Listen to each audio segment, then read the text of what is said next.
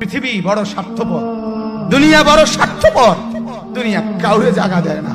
দুনিয়া কত ক্ষমতাধরকে মাটির নিচে ফেলায় দিছে, দুনিয়া কত সম্পদ আলাকে মাটির নিচে ফেলে দিছে, দুনিয়া কত সুন্দরী নারীকে মাটির নিচে ফেলায় দিছে।